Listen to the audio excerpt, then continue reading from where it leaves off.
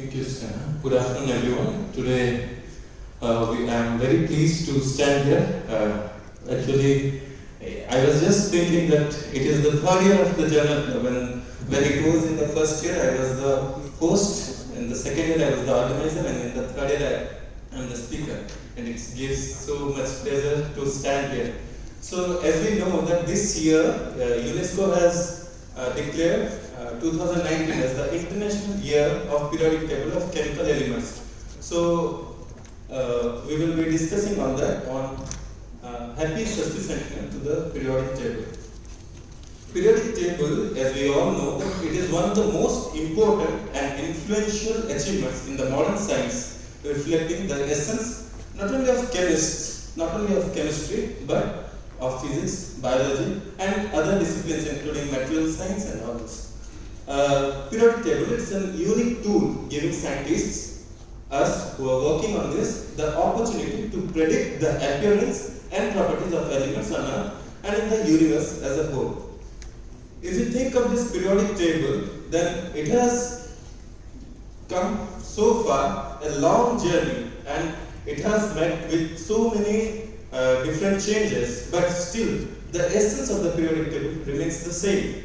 I mean to say that when there were great scientific revolutions, including the quantum theory, quantum mechanics that came, that was also consistent with the periodic table that we are having today. This is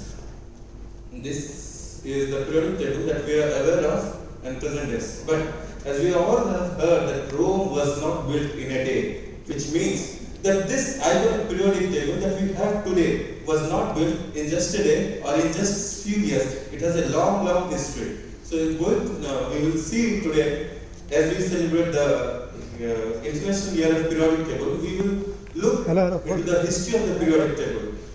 1869, Mendeleev gave his form of periodic table, and I feel a bit nervous because I will be speaking on the periodic table to people who are very well known to the periodic table, and there are some who have taught this periodic table for years, and I beg pardon from the beginning if I miss something, and then please forgive me.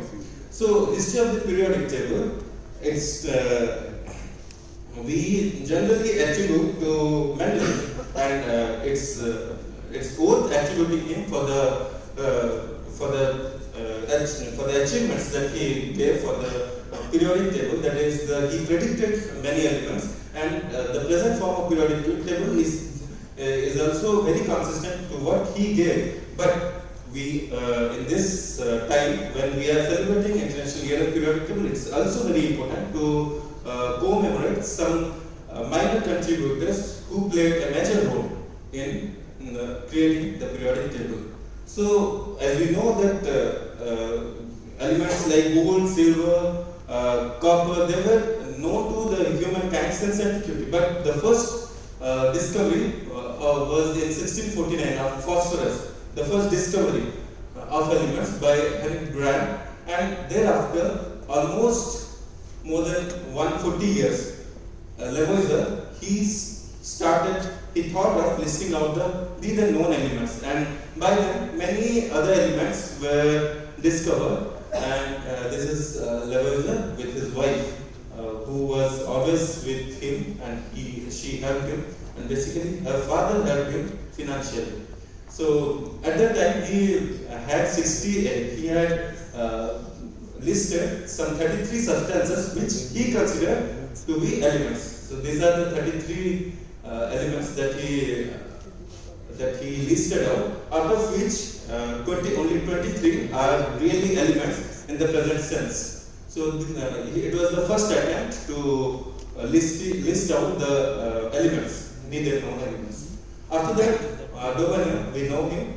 We have read about this law of triads. In 1829, he saw something very interesting, and he gave this law of triads. Triads refers to three groups of elements. So it says that the atomic weight of the metal element is nearly the same as the average of the atomic weights of the other two elements. If we see this table, I have taken this table from the NCERT book. So if we look at the metal elements, sodium, strontium, and bromine, it's almost the average of the preceding and the succeeding elements. So this was one of the greatest pillars in the history of periodic table. Later on, Leopold Mendel, he worked on the table of Dobermans on the triads, and he gave a table of 55 elements where he almost saw the same trend. Later in 1857, again Dumas in this compares renders, I hope I pronounce it properly. So there he reported the relationships between groups of metals. In 1858, Cannizzaro, who is the same Cannizzaro which we study about Cannizzaro reaction in organic chemistry, he used a hypothesis from Avogadro's theory to create a standard set of atomic weights and expounded this idea at the Karlsruhe Congress in Germany, which was in 1860, the first ever International Chemistry Conference, and this conference was also attended by Mendeleev, whom we generally call the father of periodic table. So after that, in 1862, French geologist Jean-Paul Pils, he gave the idea of telluric screw. In fact, he is the first person who observed the idea of periodicity, and he saw this periodicity, and he made this telluric screw. So in this, what he did is he took the 16. I think it's not so clear. This is oxygen. So it was given the atomic weight of 16, and it was set as a reference. And against this, all the other elements were plotted. He made this into 16 parts, and this was on a metal. It was bound. So this is the telluric screw, and in the center it was tellurium, hence it got the name telluric screw. In 1864, Julius Lockelmeier and William Audley, they gave independently, in the same year, they published their own versions of the periodic table. Meier's table was having 44 elements, which was arranged according to the valency, whereas Audley's periodic list, or the list of elements, were having 57 elements, which were based on the atomic weight. Audley's table was remarkably similar to one that Mendeleev had devised as a first attempt, which in 1816, and actually Audley had been able to overcome some of the issues which Mendeleev was not able to. In 1866, Newlands, we know him for the law of octants. This is a very common thing that we know, that he arranged elements in increasing order of their atomic weights. If you see, increasing order 7, 9, 11, 12, 14, 16, 19, and increasing order of their atomic weights, and every 8th element, lithium to sodium, 8th element, had properties similar to the first element, lithium to sodium, barium to magnesium, in this way. But the thing was, it was true only up to calcium. But for this observation, he was awarded the Davy Medal in 1987 by the Royal Society in London. Then 1867, Hendrix, he gave a bicycle wheel model which showed, this is Hendrix, and which showed the radiating spokes. If you see this representing the various groups of elements, it is fluorine, chlorine, bromine, iron, and phosphorus, arsen, and all this like this. So it was having Professor Hendrix, he gave this theory. Professor Eric Serry, who studies and who does research in history and philosophy of chemistry and specializes in periodic table, he gives the name as bicycle wheel for this. Then comes the man Mendeleev. It's believed that it was in February that he gave this periodic table in 1869 February. So in the periodic table, it was based on this periodic law of elements, which states that the properties of the elements are a periodic function of the atomic weights. The properties of the elements, the properties of these elements are actually the periodic function of their atomic weights, and he gave this in this report on the relationship of the properties of elements to their atomic weights, which was in 1869. So we can see that there are some spaces he left, and these were his predictions. He arranged these elements according to columns and rows. We can see, and a new row started and a new column started, and there was a periodicity was observed at that time. And there's a very interesting story. Many scientists, they don't believe it, but that's what Mendeleev says, that one day when he said to arrange all these elements in a periodic form, what he did was he wrote all the elements in small cards, and he wrote the properties also. And he struggled a lot for many hours to arrange these elements. But after many hours of hard work also, he was not able to put them in this order. So, very tired Mendeleev, he slept in that workbench itself. And then he dreamt, and then he woke up and he put this in this manner. And he says that he saw this in a dream, that all these cards were put in their places, and this is what he gave. So, at this point in 1969, to a great extent the periodic table was formed, but the thing is, it was based on the atomic weights. The last piece of this puzzle was solved when Henry Moseley, when he did some experiments with the X-rays and the elements. He saw that these characteristics of the resultant X-rays, they were like proportional to the squares of the atomic numbers, not atomic weights. Hence, he gave the concept of atomic number to the periodic table, and he formed this periodic table, which is much similar, almost similar to the periodic table that we have now. And in this, he also predicted that the lanthanide series will have 15 elements, and which is, as of now, it's true. So, after all this long story, this is the present periodic table with 118 elements in it. So, one of the very interesting part and which gave success to Mendeleev was his ability to predict. He predicted in 1969 in his table, and later on in the coming years, he predicted almost 8 elements in the periodic table, and their successive discoveries gave much credit to Mendeleev. As we can see, there are Eka aluminum, Eka boron, Eka silicon, Eka manganese, tri-manganese, dwi-tellurium, dwi-cesium, and Eka tantalum. So, in 1875, Eka aluminum, which he predicted, it was discovered and given the name gallium, and Eka silicon in 1886, it was Germany. But the point I want to make here is the prefixes that we are saying as Eka, tri, and dwi are not actually Eka, tri, and dwi. Rather, they are Eka, dwi, and tri, which comes from Sanskrit language, from our own Sanskrit language, which is a classical Indian language.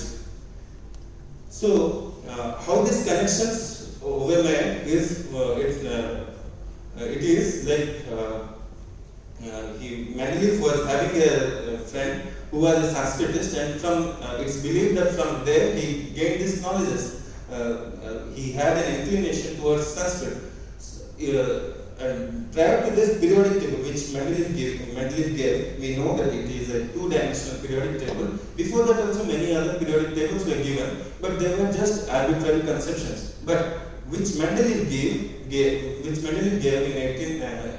1869, it was more on. He expected it to be more comprehensive and more conceptual also. So he gave that form of periodic table, which it is again believed that it was taken. The idea was taken from this Sanskrit language. So if you see the Sanskrit language of our Indian Sanskrit language, it has ka, kha, ga, gha, ma, cha, cha, ja, ja, ja. So it is two-dimensional depending on the phonology, on how we pronounce it. And Panini, who lived in the 5th century BC, he gave the Shiva Sutra on the basis of this letters he gave this Shiva Sutra, and on the basis of this, it's believed which Paul Kibursky of Stanford University, who did an extensive research on this, he gives this parallelism between Panini and Mendeleev, saying that while Panini followed phonological patterning of sounds in the language is a function of their articulatory properties. In a similar way, Mendeleev showed the chemical properties of elements are a function of their atomic weights. Quite similar. Panini, he said that he arranged the sounds in order of increasing phonetic complexity, and Mendeleev, he arranged the elements in order of their increasing atomic weights. Similar, Panini broke the phonetic parallelism of sounds when the simplicity of the system required it. When it was required to make it simple, he did it. And Mendeleev gave priority to isomorphism over atomic weight when they conflicted. He arranged those things in atomic weight, but for example, he put the beryllium in the magnesium family, although because of its properties, but according to the atomic weight, beryllium was supposed to be with nitrogen, phosphorus in that group. So this is what we see, that how Sanskrit led to the construction or the making of the periodic table, and this is something which we must be proud of, I feel. So now in the last 15 minutes or so, I have said that the history of the periodic table we have seen, and how Sanskrit led to the making of the periodic table. But is that enough? Like I thought it instigated me that why is this International Year of Periodic Table? Is it that important? So why IYPT, International Year of Periodic Table? So since UNESCO announced it, declared it, so I went to the UNESCO site and got this. I have copied what it is written. In proclaiming an international year focusing on the periodic table of chemical elements and its applications, the United Nations has recognized the importance of raising global awareness. I repeat, the importance of raising global awareness of how chemistry promotes sustainable development and provides solutions to global challenges in energy, education, agriculture, and health. That means, in this year, we are supposed to get aware of how chemistry promotes sustainable development and provides solutions to global challenges in energy, education, agriculture, and health. So, what is sustainability? There are policies and strategies that meet society's present economic, social, and environmental needs without compromising the ability of the future generations to meet their needs. That's a very good thing, and we need to adhere to it. So, okay, this is sustainability, and it talks of something about policies and strategies where we may think that we play a small role, but what is this chemistry has to do with sustainability? Because chemistry is crucial in finding sustainable solutions to far-reaching challenges, including energy provision, environmental protection, food and water safety, global health care. So, food and water safety and global health care are something we are not working on in our labs generally, at least in our school so far I know, but a lot of works are being done on energy provision and environmental protection. I heard that every research is always associated with 3E: energy, environment, and economy. Out of this, sustainability refers to energy and environmental protection. So, as far as this energy is concerned, we are very good chemists. Let's take the example of our lab. We are working on water splitting which we can give as an alternative for energy. So in that, if I am working on water splitting and if I get good papers, is that enough? Certainly not. I am working that for papers. But have I taken it to the practical step, to the practical place where I work? If I am working on energy provision, then I should be sensitive where is the energy wasted. If the lights and fans of my rooms are not switched off when I am coming out of the room and I do extensive research on energy provision, then I am sorry, we are not into sustainability and we are not into the sustainable development of our society. If we are doing research on environmental protection and we still use plastics more and we still use more or overuse and misuse chemicals, then I am sorry that we are not doing any environmental protection, and our research probably is a way. So, this International Year of Periodic Table, when we are celebrating, when we are gaining awareness about the periodic table, about the history of the periodic table, about the necessity of the periodic table, we should be aware that why this periodic table is being celebrated, why this year is being celebrated. It's definitely good that we are celebrating, but it should be that we should learn something from it. We should learn how can our small steps help in energy provision and environmental protection. So these are the references I have referred from Eric's survey, which came this year, Finding the Periodic Table by David Allen. From here I have taken most of the figures. I have referred to NCERT books and an article by Shubhaskar in Swarajya magazine in 2015, from where I came to know about how Sanskrit played an important role in the construction or making of the periodic table. So I acknowledge the Journal Club team for giving me this chance to speak, and I acknowledge my supervisor, Professor Das, because I was not able to find out which topic to give, but he encouraged me to speak on this topic, and I also thank my friends for their encouragement. Finally, thank you. This was done by the Journal Club, and there are some of the participants and the winner as well. So we will give the certificate to them. For that, I will request Dean School of Chemistry to come on the stage. Oscar also okay. Because both of us have signed. Some you can also give.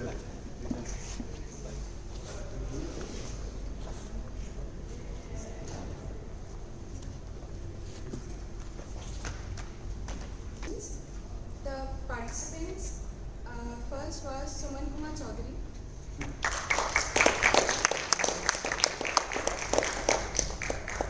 And one thing is that our team has also given a prize money for the participants, amount of is 500, and for the winner amount of 1,000 rupees.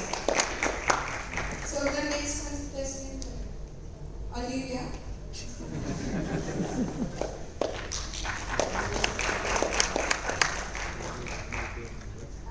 The next contestant was Ritesh Singh Modi. He is absent today. And the winner, Mr. Vamsi Krishna.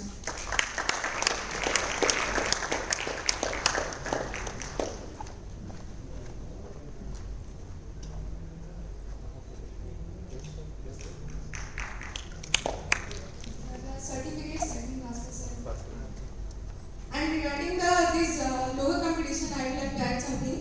Our first participant was actually Professor K.P. Radhakrishnan, who has not got any certificate or any prize money. But this is really commendable that being a busy person, we still need to get some time for the works which are maybe last on a private list. This is something we need to learn. So, for the speakers, the first name is Mr. N. Tanmaya Kumar. For today's talk, Mr. Jagit Gujral, Mr. Shashikant Gole, Miss Kaji Pandey, Miss Shipra Sarjanita Sahu, Dr. Sampath Gajula, Miss Somdatta Rudra,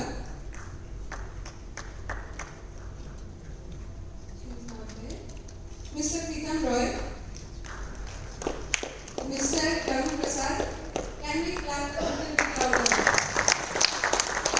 Dr. Mansi Kalai, Mr. Bhalavat Umesh, Mr. Ajay Rawat, Miss Samita Sahu, Mr. Billa Narasimha Rao, Mr. Rambabu Koilapu, Mr. Rudraditya Sarkar is not there. Don't read all the names at one shot. Let them receive. Then you read the next name. Mr. Anupam De,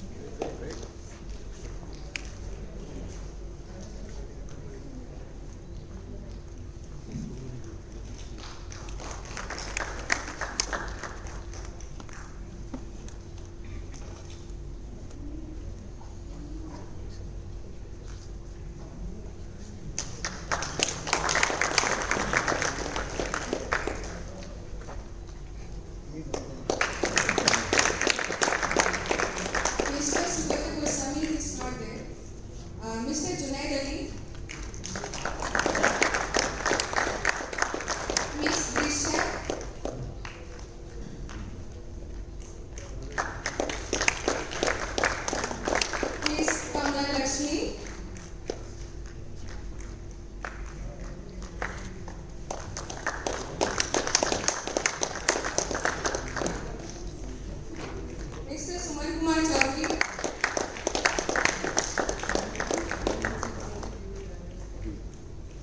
and Miss Sneha Kanda.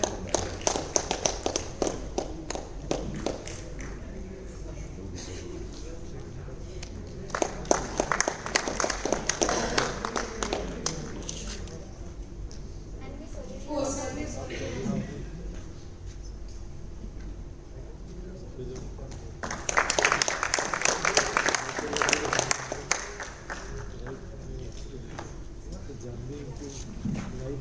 And I would like to thank Professor Bhaskar for getting us all the faculty speakers. Doesn't matter why.